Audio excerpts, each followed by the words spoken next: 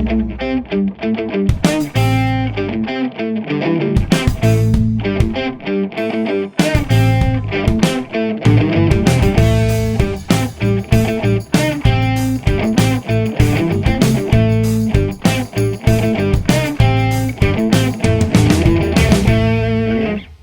and welcome back into Slick Talk. This is your host, Blackstone Joe, and you are listening to episode 45, When Data Calls.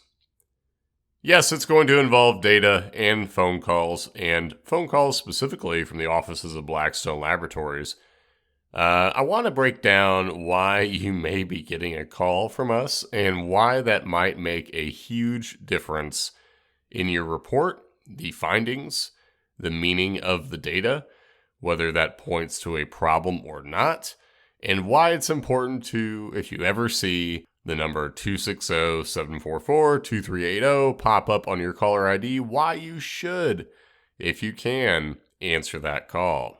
Before I get into the main event, though, I did want to give a thank you to everyone who checked out our last episode.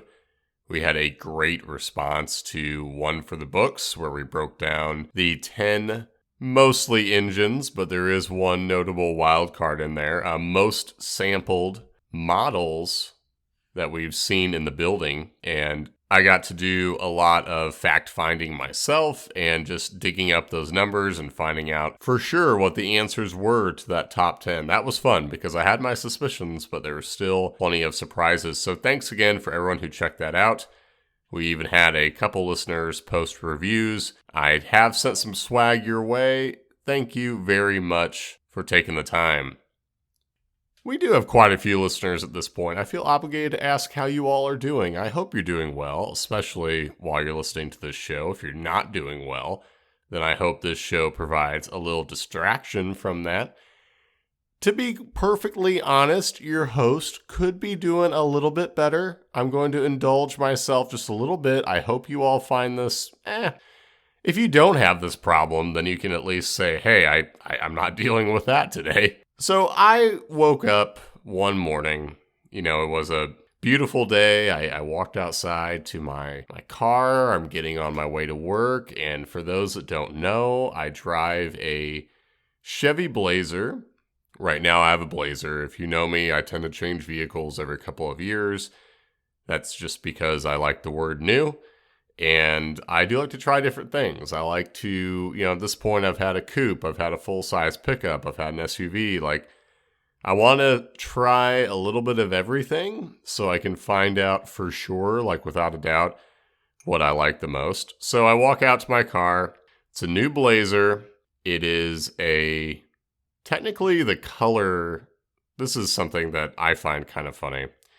The color on the paperwork is burnt cayenne instead of just saying, orange or some variation of orange. And it struck me that, the color, the name of the color for every vehicle from the manufacturer is always something a little out of left field. It's more detail than you anticipate needing to have. I know why they do that.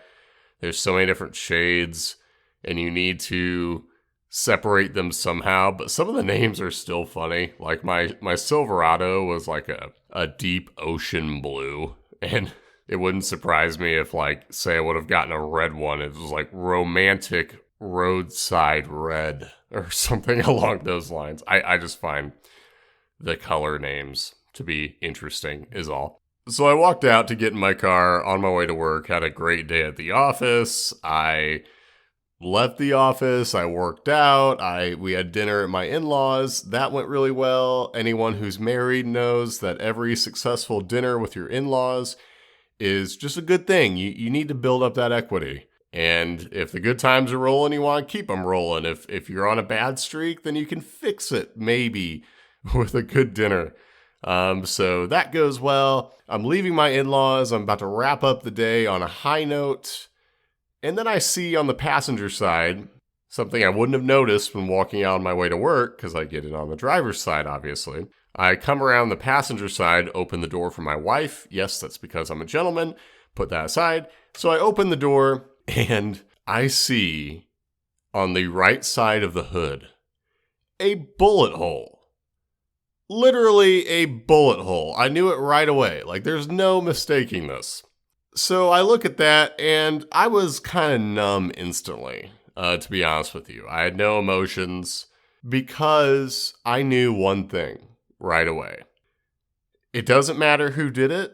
I mean, maybe if it was someone who had good insurance that was just rolling around one day and popped one off in the hood, and then I found them, and then they're like, yeah, that was definitely me.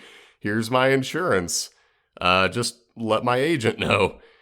Unless it was a dreamlike scenario like that, there's no outcome that isn't just me paying my deductible and then getting this fixed. Like there's no way out of it. And the funny thing, it kind of became a running joke every time I showed someone this bullet hole. They were like, it's a beautiful car. Shame about that bullet hole.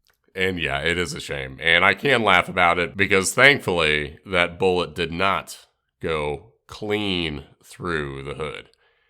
There's 2 layers on this hood, thankfully. Thank you, GM, for doing this. There's 2 layers, and the slug is still, when I pop the hood, it's still like rattling around in there. So I avoided a worst case scenario of the bullet going through, hitting the block, hitting something else. I mean, there's a lot that could go wrong from a bullet going through your hood. So I dodged that, thankfully. It was around 4th of July weekend, so my working theory, because I have some enemies, but none that I think would go rolling around and shooting my blazer.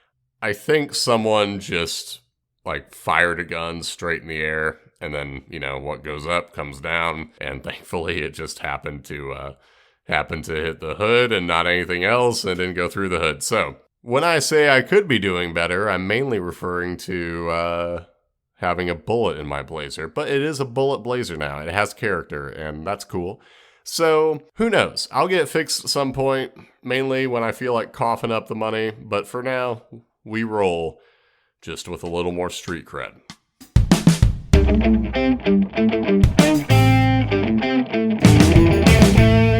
So I've been looking at some weird samples in the lab lately. I'm going to start telling you all about these because I think you'll be interested. I've specifically had requests even about the good, the bad, and the ugly. What unusual stuff do you see?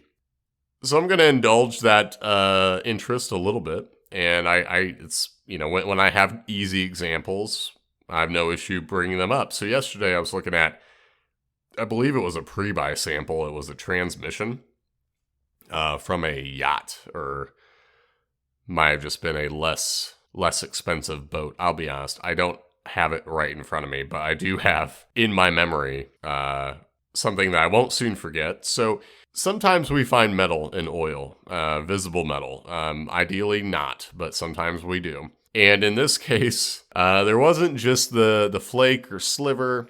The oil itself contains so much metal that when opening the bottle, I took the lid and I placed it near a magnet. And I kid you not, the oil was leaping off of the lid and onto the magnet. And then after that initial splash almost, then I could see the finer pieces as well.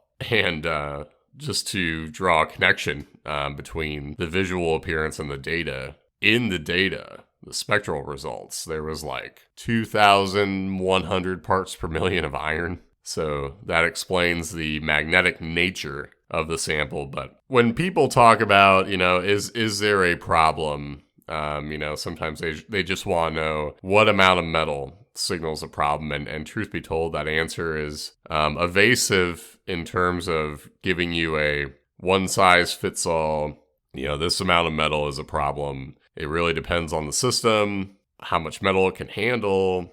Is that metal wear-in related? Is it from new parts, modifications, whatever? But this is an example where I am very confident there was in fact a problem. Magnetic oil is a first for me, seeing that face to face. Sometimes we'll see, like I said, little slivers, little flakes. And that often, it can go either way. But good rule of thumb, if you have a magnet handy and you're taking the drain and it's attracting oil to that degree, you could take a sample, but I'd be tempted to cut to the chase and seek inspection immediately.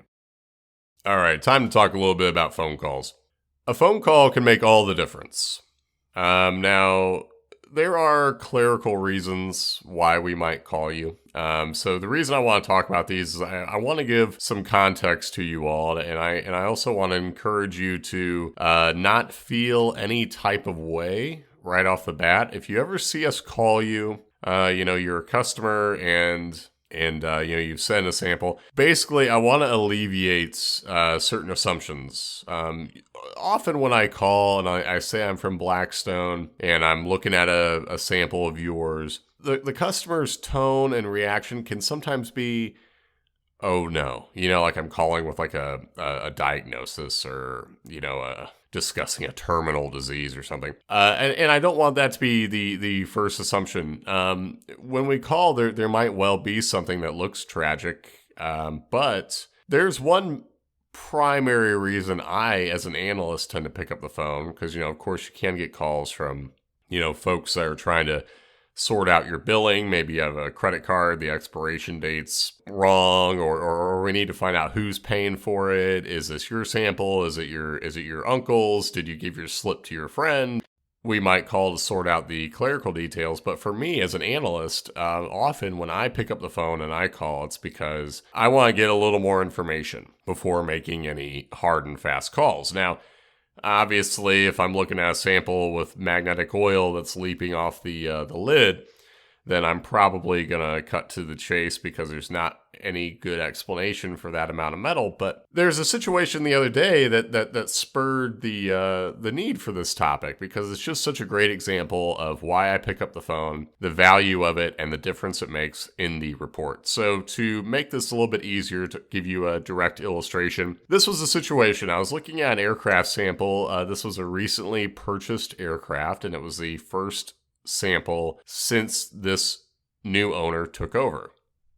And truth be told, some of the results did raise the possibility of a problem. So this was a Lycoming, and we were looking at a very significant spike in one particular metal, and that would be chrome. With this being a new owner taking over, I had no idea, at least per the slip. I didn't know about recent repairs. I didn't know about cylinder type, and these things can change, especially cylinder types over the years. Even if we have history where you had factory steel cylinders for the longest time, there could be an overhaul, there could be other work that we don't know about that could bring about a change in this metallurgy. So I was looking at a significant spike in chrome, and I had a little bit more aluminum, I had a little bit more iron too, but chrome was the main story. And whether it's an aircraft engine, whether it's gas or diesel, just automotive even, a spike in chrome is something to make note of, because if it's solely from the rings, then it just doesn't take much to show a ring issue.